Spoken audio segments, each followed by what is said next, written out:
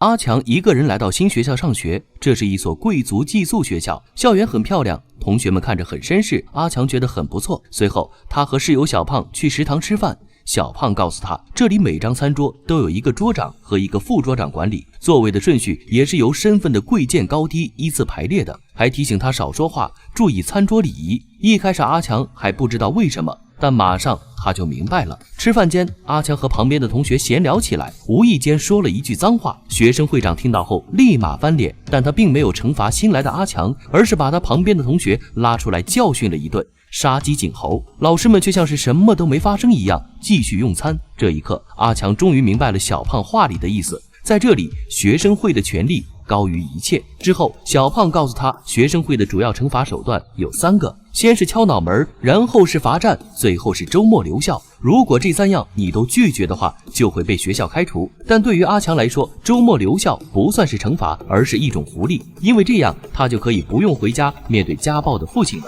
所以这些校园规则对他并没有什么作用，以至于第二天他又不小心说了一句脏话，被要求站出来接受惩罚时，他一脸平静地拒绝了。所有人都震惊地看向他，学生会的人也很吃惊，第一次有人敢这么跟他们对着干。看着满脸不在乎的阿强，会长顿时感觉自己的权威受到了挑战，教训不了阿强，他便把阿强对面的同学叫了出来，用锐器猛地扎进了他的头，以此来重新建立起自己的威信。后来阿强加入了校游泳队，还顺带打破了他们的记录。室友知道后再次提醒他要保持低调，但阿强却不以为然，认为没必要看学生会的脸色行事。结果话音刚落，一个同学就过来敲门说，会长找你。无奈之下，阿强只好来到学生会的地方，没想到刚进门他就让阿强给他们擦鞋。阿强看了一眼旁边的鞋，沉默一会儿，然后拿起说，等会儿给你们拿回来。但是他们叫住了他，指着地上一堆脏乱不堪的鞋说，是这些。阿强可以接受惩罚，但不接受侮辱，直接扔下鞋走了。就这样，他彻底惹怒了学生会。于是第二天，学生会对他发起了挑战，今晚7点拳击场见。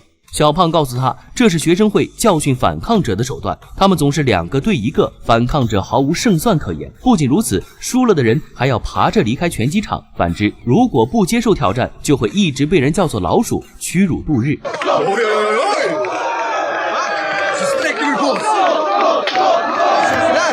阿强本能反应是接受挑战，但是一想到之前被公立学校开除，是妈妈托关系花大价钱将他送到了这里，他答应了妈妈再也不会惹事，再撑过1年就可以上大学了。他只好忍了下来，任由他们骂他是老鼠。阿强本以为这件事会以他的认输结束，但他怎么也没想到，这一切仅仅是个开始。晚上，一群人悄悄打开房门，直接把一坨不明物体拖进了阿强的房间。这阿强怎么能受得了？他收拾完房间后，就潜入了会长的宿舍，直接将这一桶还给了他们，并在晚餐时故意出言挑衅。被激怒的会长直接对着他的脸打了上去，还手就要被开除。阿强只能站着挨打，尽管很疼，但他始终没有屈服。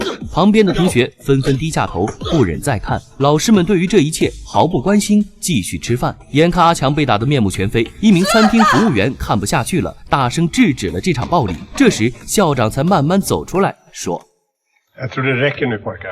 这件事就这样不了了之了。后来体育老师告诉阿强，如果不想继续被欺负的话，就赢下游泳比赛。原来一直以来学校的游泳比赛是由会长的家族赞助的，冠军也一直是内定的，但阿强无视规则赢得了比赛，给了他们一个响亮的耳光。于是出现了戏剧性的一幕，同学们欢呼阿强夺冠，但老师们却一脸错愕。阿强用实力告诉了学生会自己不是好惹的，果然学生会不找他麻烦了，但是找上了他的室友小胖，在他的床上尿尿。小胖又没惹他们，阿强不明白他们为什么要这么做。小胖说，他们改变目标只是为了报复你。他才终于明白，一个人的反抗并不能改变什么。于是他退出了游泳队，决定从此低调生活。可一味的隐忍招来的只是更残忍的报复。这天，小胖被学生会的人当众扒光了衣服，还要将烟头烫到他身上。阿强看到后主动站出来要替小胖受罚，面对滚烫的烟头，他一声也没吭，只是默默承受着。会长终于心满意足地让他们回去了。面对暴力，阿强选择了沉默，但一向懦弱隐忍的小胖却受到他的感化，选择了反抗。小胖接受了学生会的拳击挑战赛，被重重地打倒在地，但即使是这样，他也依然没有求饶。会长感觉自己的权威受到了挑战，恼羞成怒，一脚一脚踢在他的身上，并让他跪下求饶。但小胖却坚决地说：最后，小胖离开了这所学校。阿强看到他留下的信后，倒在了床上，小声地啜泣着。面对暴力，究竟怎么样做才是正确的？晚自习结束后，阿强从教室里出来，突然一帮人冲了过来，将他扑倒在地，并把他的双手双脚绑了起来，先用烫水浇，再用冷水浇，最后把他晾在这里，自生自灭。有个人害怕地说：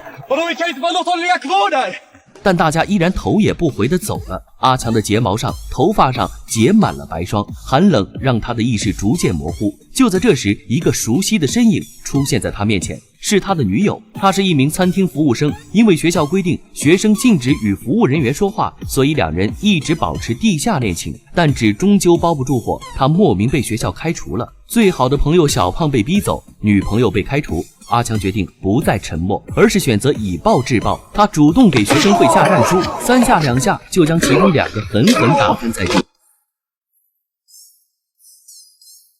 这天，阿强收到了一封女友的来信，消息很快到了会长那边，他马上带人冲进了阿强的宿舍，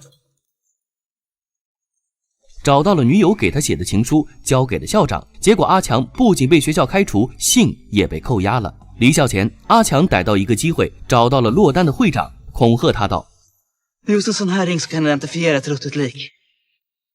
Och så tänderna förstås. Jag kommer att ge dig livstid, fattar du inte det?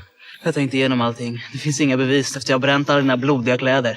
就在阿强举起棍子的一瞬间，会长吓得直接吐了出来。阿强停了下来，其实他根本没有打算杀会长，因为他知道以暴制暴只会让自己变成和他们一样的人。然后阿强打电话给了律师，带着律师找到了校长。在律师的帮助下，阿强不仅拿回了信，还顺利毕了业。此时阿强真正的意识到了法律的重要性。回到家后，面对父亲的家暴，他也不再沉默，而是拿起法律武器，第一次捍卫了自己的权利。电影里，阿强和小胖对话的时候曾经提到，校规竟然凌驾于法律之上。还好最后导演还是比较温暖的，让法律保护了阿强。希望现实生活里大家也能有勇气反对霸凌，也能及时得到法律的保护。好了，今天的节目就到这里，我是独立鱼，记得点赞关注，陪你看电影。